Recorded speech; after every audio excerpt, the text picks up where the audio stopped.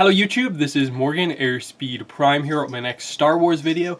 This is going to be my second video discussing Star Wars The Last Jedi. I did see it for a second time, so I'll try and make my thoughts a bit more kind of compiled together this time round.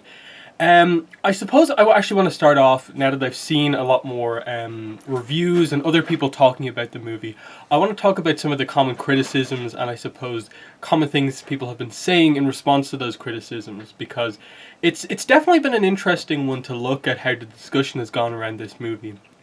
And seeing, I think for the most part, it being well received, but a lot of people, it feeling like this movie just went right every time you expected it to go left, and there was just no sense of like, it felt like they did everything they could to, in a way, like go against like what people expected, and some people didn't like that, some people did like that. As someone who really likes the prequels, I never really had an issue with them changing up how Star Wars is, in that I've never really been a fan or agreed too much with a lot of the old school kind of original trilogy fans who kind of feel like that's the way Star Wars is, that's what it has to be, you have to do things in this exact way or it's not Star Wars.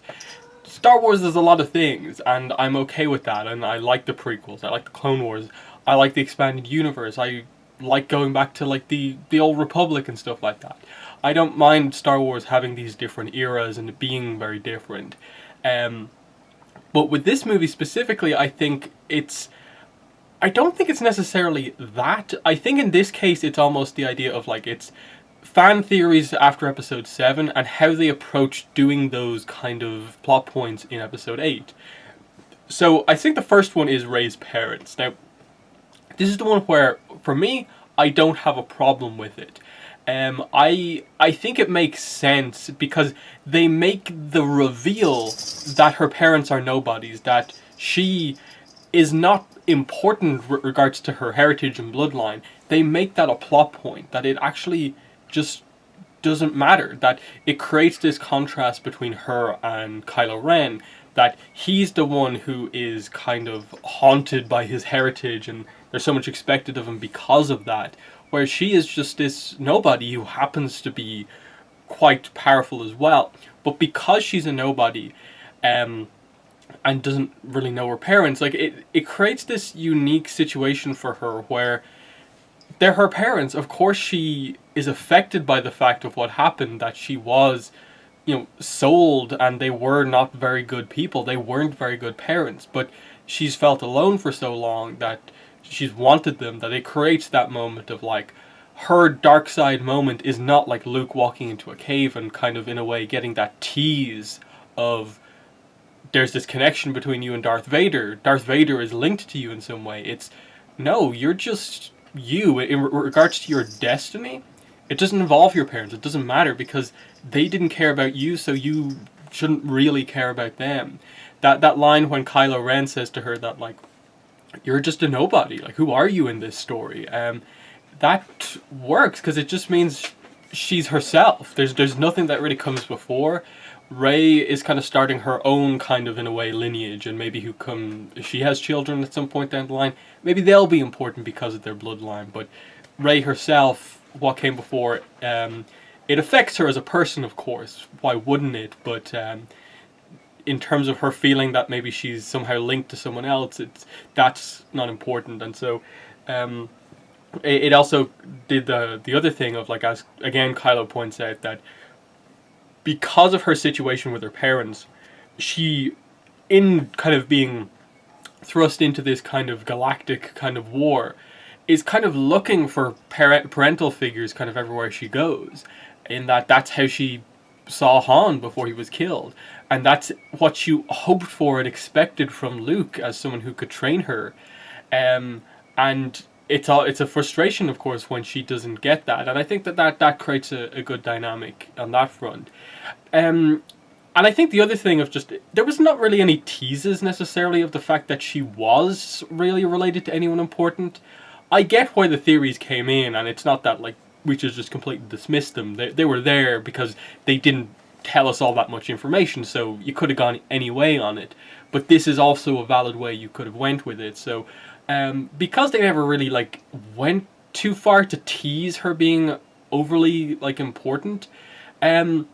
Yes, there's the whole lightsaber scene with Maz Kanata in episode 7, but I think the interpretation of that now kind of just has to be kind of in a way as Yoda says, that like she's a nobody, but she's important now. She is linked into the kind of galactic affairs now, and while she doesn't have any origins with anyone that we know already, she herself is now important. That her finding that lightsaber connected her to this string of things that was going to go forward, and her connection to Luke now makes her the next Jedi, the last Jedi. She's going to continue that on. So there's that. The other stuff, the other really common one was, of course, Snoke and who he is. And for me, I think the who he is question it's fine. It made sense. There was always the potential that they could have had it be someone like heavily altered or something like that.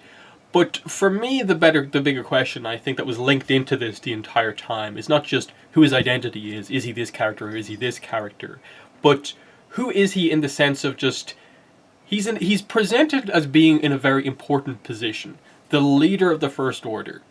How did he get that position? He knows about the Force, comes in contact with Ben Solo, and manages to turn him or plant so many seeds in his head that it basically leads to him turning. And he clearly knows about the dark side. I think you have to explain that to a degree because of what happens at the end of episode 6. And obviously what that is Vader kills Palpatine Sidious, and in the process is kind of redeemed, dies himself. Anakin's, being the chosen one is confirmed to be true when he finally ends the Sith, kind of in a way brings balance to the Force. So the rise of another dark side Force user kind of is important, and you sort of need to explain that a bit. I get what people are saying. It's Kylo's story, not Snoke's story. But because Snoke had such an important role in Kylo and who he is and what he is right now, he's still influenced by that, because the whole reason he's in the First Order circle at all is because of Snoke. And then I think the one thing they've always jumped around in both of the movies so far has been, when did Snoke meet Ben? What did he say to him? How did he convince him and turn him around? How did he just in any way get near Ben and plant all these seeds and just alter him in such a way that it's a different story than the whole prequel thing, because Palpatine's, I suppose, manipulation of Anakin is a lot more subtle, and it's more of just he lets Anakin kind of eventually lead to his own downfall in a way by just subtly kind of pushing him in these directions.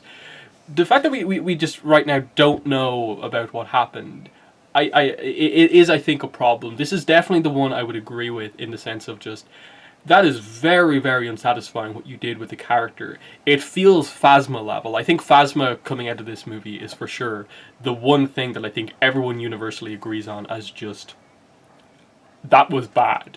What was the point of her character in any way? And I think it's a very similar thing with Snoke at this point. I do think Snoke is, though, treated as a more important character, and probably will get his origin story explained at some point, but I think it is a slight negative that kind of none of it is even presented in the movies right now. He's just a complete enigma in the first one, and then here, while we get more of him, what's in this movie only serves to act as more of a wow, it was so disappointing that you then killed him off. So, and I saw, I think Bryan Johnson in an interview basically in counter to this criticism said that, what about the original trilogy, the Emperor, you didn't need to know his origin story and all that sort of stuff. The problem with that, and I think he even mentions it towards the end, is just that the prequels tell the Emperor's origin story, and by the time he's introduced into the original trilogy, we know that the movies are 4, 5, and 6, so there is stuff that comes before. And there's a clear obviousness of obviously 1, 2, and 3 are about this story. And then I think some of the novels of the original trilogy had more or less given you the groundwork for what the prequel trilogy was, of like Anakin's turn, the basics of the battle on Mustafar. We had known that for like such a long amount of time. It was very easy to just assume that, like, okay, the Emperor's origin story is there. And then I think as well the original trilogy, the way it kind of lays things out, it's very much super like set in stone. Vader is, the right hand man of the Emperor, and it's been that way for a while. Here, it's obviously been established for like at least a couple of years that this is the case, but it still feels recent enough where like Kylo is just a super conflicted character, and I think it is a little bit of a problem that we are not really too sure about the roots of his kind of confliction in a way. And maybe it links into the fact that in episode 9, obviously he's such a very interesting character going into episode 9. What way will they go with him? Is there word redemption in any way on the table for him, or is he just going to be a villain in the movie? I think they could go either way with him. I don't think they can ever fully redeem him, and I don't think they'll want to go down the Darth Vader road of just his redemption coming right at his death.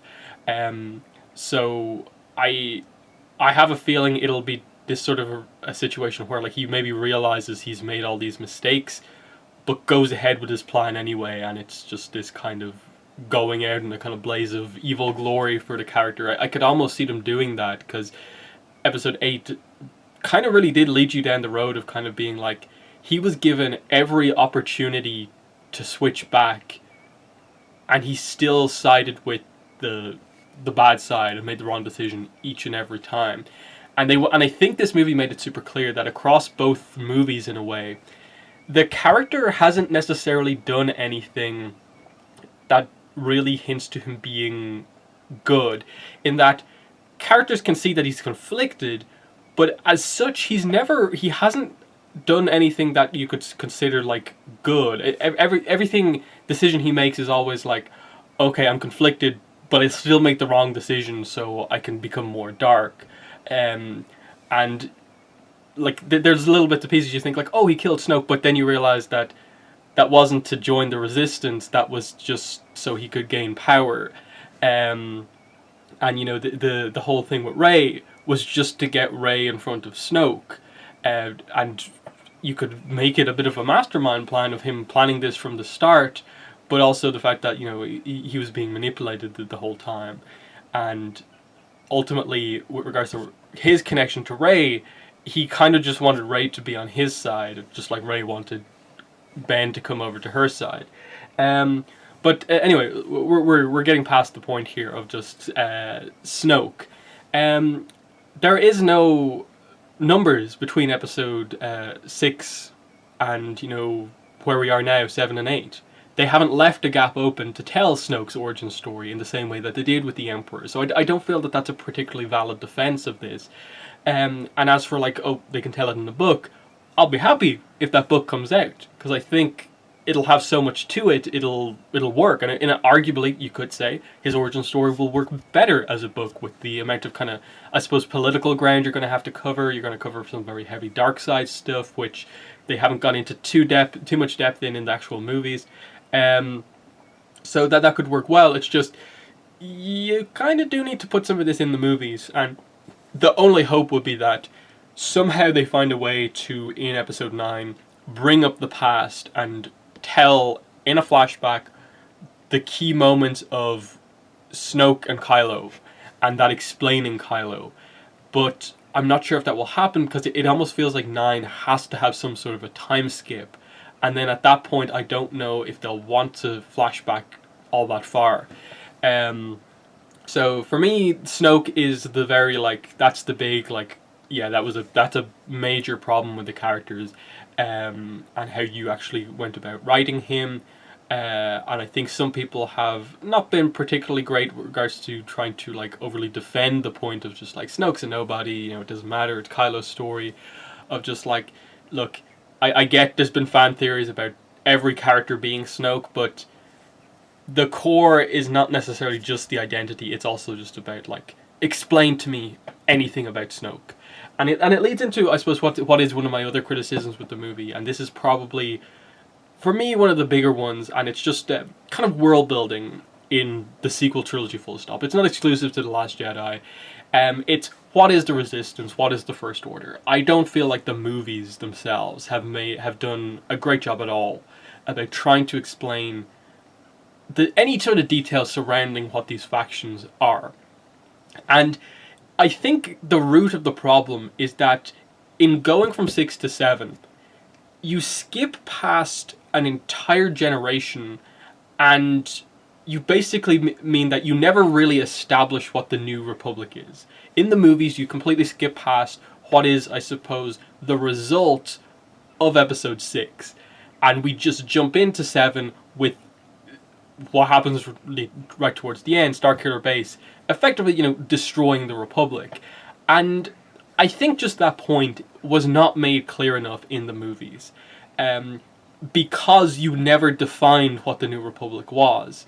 And because of that, it's very difficult to get and understand why exactly just the destruction of those few planets just meant the utter destruction of the Republic full stop. You could have solved that by having it be Coruscant that they blew up, and Coruscant always is known as like the center of the galaxy, but they changed it and made it the Hosnian system this time round. It would have made sense if it was really clear that what you're blowing up here is Coruscant and the few planets surrounding Coruscant.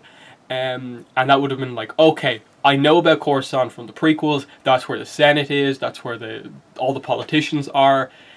Destroying just Coruscant, you get why the entire government of the New Republic is gone. But in the decision to basically say, oh yeah, but now it's on Hosnian Prime and the planets surrounding it, and then like the New Republic military, like, are they the original rebels or what? Those are the sort of questions that this has not done a great job at answering. In destroying those planets, did you just destroy the entire New Republic military, which effectively would have been the rebels for Episode 6, now the victors after the few battles that happen afterwards in the war? Which then asks the question of, where did the First Order come from? The Empire, obviously, after Episode 6, it was not fully defeated. There's still more to come, but they've lost their leadership and a lot of their technology. And obviously we know from a lot of the other expanding universe stuff that like it takes a while for anything to really be established. But it's really difficult to get, where does the First Order come from? Why does the name change from the Empire to the First Order? And how is it different from the Empire? Because the big problem I have with the First Order is just that they seem, in a way, bigger but also smaller than the Empire at the same time. In that it felt like the Empire, when it lost both of the Death Stars, it was this huge thing. Like they were already building the second one, so the loss of the first one was like a big blow, and it obviously really gave morale to the rebels. But the loss of the second one was just this really devastating blow that's completely shifted the balance of the war. With the First Order, I don't feel like the loss of Starkiller Base, the loss of Snoke's flagship, the loss of that dreadnought, it really felt like it didn't really mean anything to the First Order. They were so big, had so much technology, that none of their losses actually meant anything in the grand scheme of things. And the only thing that in any way seems to have an impact on them is Hux reacting to the death of Snoke. But even then, Kylo just takes over and it seems like everything's fine. How big is it, and how is it at all different than the Empire? And then with the Resistance itself, I don't feel they've ever done a great job at explaining that it's actually a splinter group from the New Republic military, where Leia is actually lost some respect from the rest of the kind of the government, the politicians, and has to create the Resistance to oppose the First Order, because up until Episode 7, the New Republic doesn't really treat the First Order as a threat. Like, that obviously comes from books, but like, could you not have said that anywhere in any of the movies? Like, I think there should have been some dialogue with Leia where they made that much, much clearer. This 8 does an okay job at kind of establishing that, but I think just how small the Resistance is by the end of the movie. I get what they're going for. They're trying to say that the results of this movie inspires a new generation, and by the time episode 9 hits, we will have all of these younger characters join the resistance to fight against the First Order. And it's meant to be this spark that the rebellion fully comes back to. But just the fact of like the resistance is down to like 20 people by the end of the movie, and there's no allies out there at all. It's just like, what, you destroyed a couple of planets that we'd never heard about before, and all of a sudden just there's no structure in the galaxy anymore. This is where I think the sequel trilogy needed just a scene to like just establish the political landscape, what's going on here. I get people don't like politics in Star Wars for some reason, but at least you knew where you were at with the prequels. You were going into a new era that you weren't really sure about with the prequels, but they immediately jump in and make it clear what's going on here, what the core of the plot point in episode 1 actually is. Here's the Trade Federation blockading this planet, here's the senator of that planet, and here's how he uses that blockade to his advantage. And then, oh yeah, in the background, he's the one who caused that blockade in the first place because Palpatine is Sidious. It works because it's just this simple political manipulation. There's a few more layers to it, of course, in how Amidala is kind of manipulated in the whole situation, and the Jedi are brought in to obviously create the kind of plot points. But that's the core, plot point in episode 1 of just they established that here's the Republic, which is kind of mired in over politics, and here's someone just completely manipulating the system to their advantage. And that works. Here you just, no politics, here's Empire 2.0, here's Rebels 2.0, just accept it.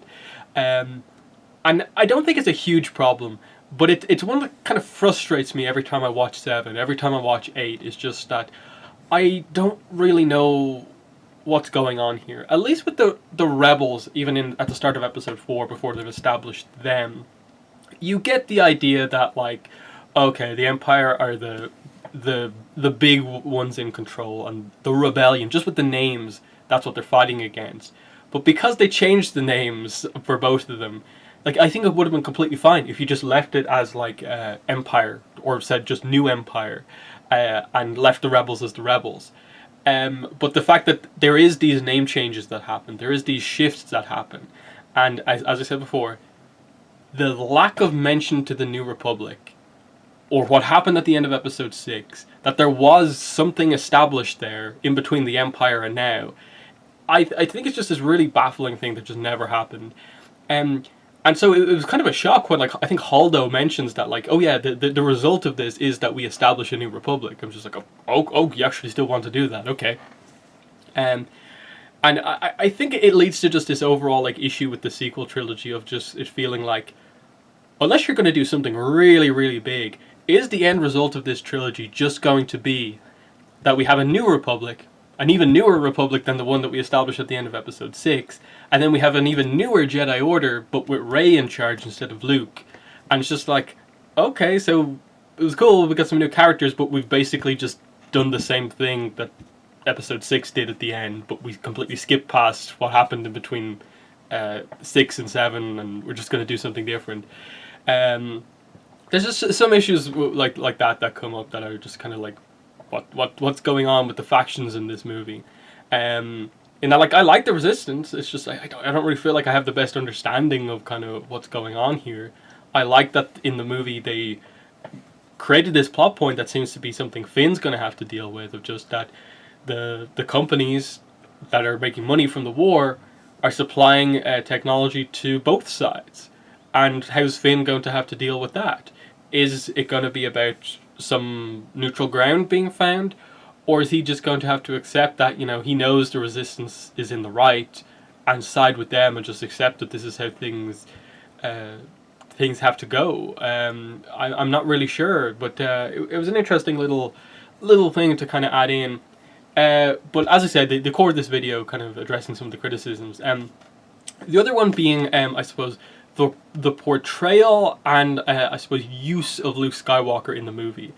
I think the core of the criticisms come from some people just in flat out not liking his portrayal full stop. That we jump to just him being this really, like, lost, like, cranky, disgruntled old man who just kind of wants to end everything that he was a part of, and just the legend that is Luke Skywalker just done with it all.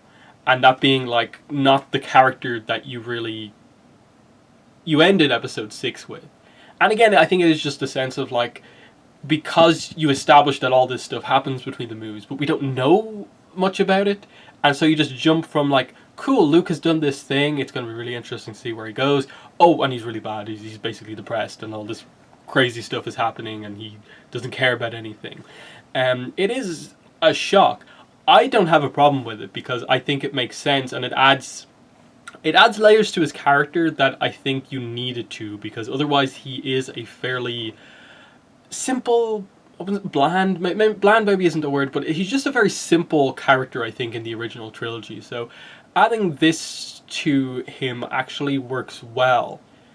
The point that I think people bring up that I would maybe lean towards a little bit is just that, okay, this is how Luke is in the movie. Okay, he's different, but it's adding layers to his character.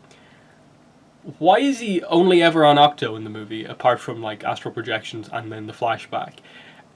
This is where I kind of would agree with people. Because you kill Luke Skywalker off at the end of this movie, you obviously leave potential open for Force Ghost appearances, of course.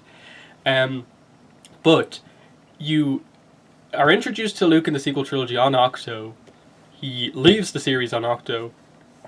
It is just frustrating that we never saw him, like, in a way, in the flesh, actually really do something, like, big or notable. And I think part of it is that the astral projection scene is cool, and it's this amazing display of force powers. It's a new force power we've never seen before, and just in the size and scope of what it is, it makes it clear how powerful Luke actually is, that he can project his, like, spirit, he can seemingly make it physical if he wants to, and then just take it back. And clearly the implication is that the effort of this technique, or else the fact that there is some sort of energy absorption thing here, where he actually did absorb the attacks that he suffered, and it eventually took its toll on him. There's obviously that sort of stuff, but it was just for a distraction, and I think that this is where it's a little bit of a, like, problem of, like, there wasn't really a lightsaber battle as such in this movie, and I think a lot of people do really like lightsaber battles. I do. And while the scene with the Praetorian Guards was a good action scene, it wasn't that great. So I think a lot of people would have much preferred there to be an actual, like, even if it was just small, somewhat of a lightsaber duel between Kylo and Luke. And you could have done stuff in very much the same way of just, you know, reveal all these, like, powers that Luke has, but him never really go to attack Kylo, and have him kind of go down the Obi-Wan route, where he, in this big confrontation battle, doesn't try to kill Kylo, but just demonstrate that, you know, I'll be more powerful after you kill me in anger. And I think it's just disappointments of just, like, where's the green lightsaber?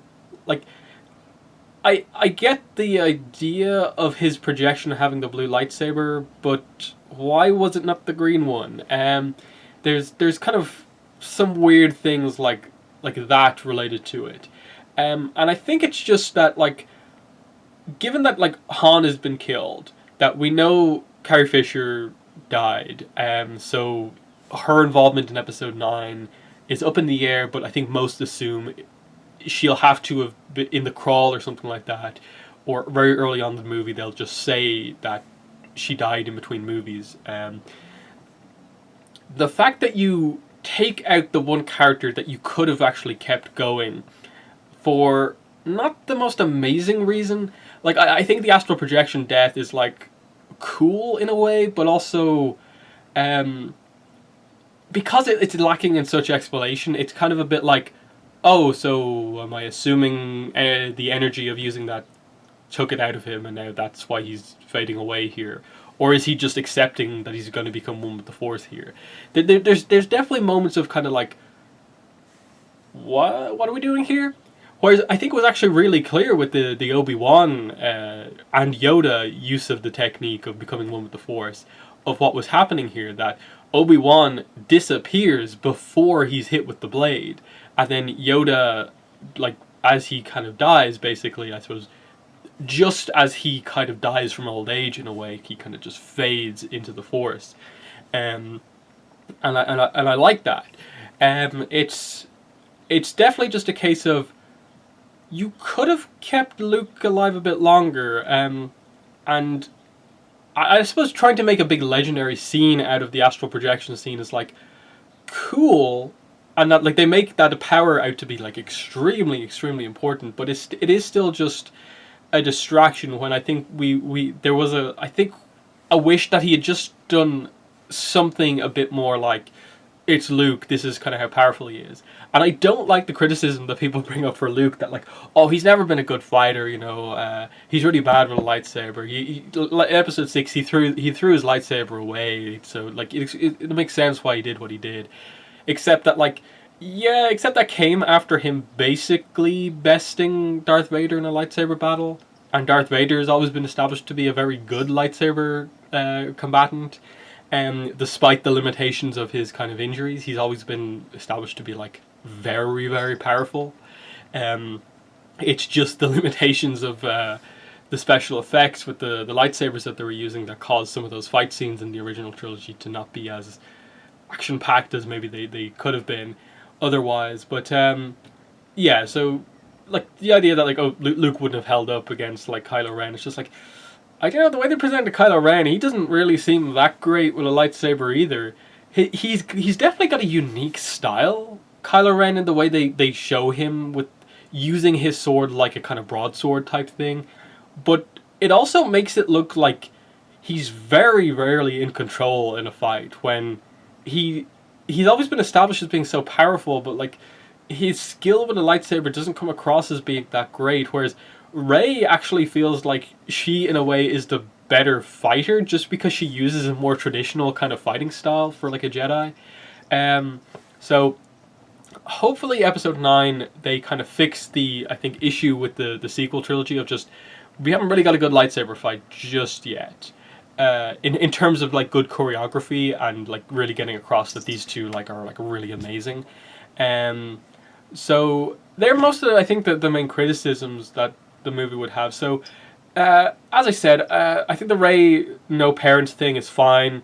The Snoke one I actually would agree with. I don't get why they just killed him off the way they did, and I think that is an honest, just completely justified criticism, just like the use of Phasma is. The Luke's portrayal I don't have a problem with, but I get why maybe people who are, especially original trilogy fans, would have such a huge problem with that. And then I would sort of agree as well with just the idea of like Luke not particularly getting a really, maybe not getting the action scene he maybe deserved in a way, especially given that you were making the character one with the Force by the end of the movie. So it's just that, because watching it for the second time, I did kind of come out being like, wow, like Luke is not in this movie as long as I thought he was the first time. That his use in the movie actually isn't as, in a way, like big or impactful as I felt the first time watching it. Not that that was a huge issue, it's just that I definitely noticed it, and perhaps this is why I think we heard reports coming out of the movie when it was being filmed that Mark Hamill wasn't extremely happy with the way his character was written, in that I kind of feel like he wanted to, in a way, have the character continue into the next movie, and I think they could have done that, but I get it. It made for a really good moment. The twin sons moment, the music, it was a really nice final moment, for sure. But yeah, I think like it's one of those movies where there's so much to discuss with it. I will be doing like more specific discussion videos going forward, talking about characters and kind of other plot points. But I think, outside of those, and I suppose the other big criticism being the Holdo thing, I don't mind Holdo as a character, but I think a lot of her really early scenes when she's first kind of takes over the role as like leader, I get why people dislike them, because I, even watching it for a second time, was just like, yeah, they go overboard with like trying to make you dislike the character at the start, especially when a lot of the criticism of the scene, at least I would have, comes from the fact that you've just created a conflict between two characters because she isn't telling anyone what her plan is, and there was so many options for her to just say what the plan is. Because if she had done that, she would have, I think for the most part, stopped any attempt at mutiny or anything like that. Because while Poe has some like flaws as a character, I don't think he's just this completely thoughtless character. If you had told him the plan, I think he would have got what the aim was. But because you don't communicate with him, and then in a way just let him kind of figure parts of the plan out himself, of course he's going to react like that, kind of knowing the kind of somewhat hot-headed character that he is. So I think that there was a way to write that better, where the conflict didn't just come from bad communication. Other than that, I actually think they managed to write her well enough towards the end of the movie. Her making her sacrifice, like the scene with Leia, her actually liking Poe in the end, kind of realizing that someone like him is actually someone the Resistance really needs going forward, and her big sacrifice moment with the, you know, using light speed to kind of take out the ship was really, really well done. But yeah, that's my movie, kind of addressing some of the key criticisms of The Last Jedi, and if I agree or don't agree with them.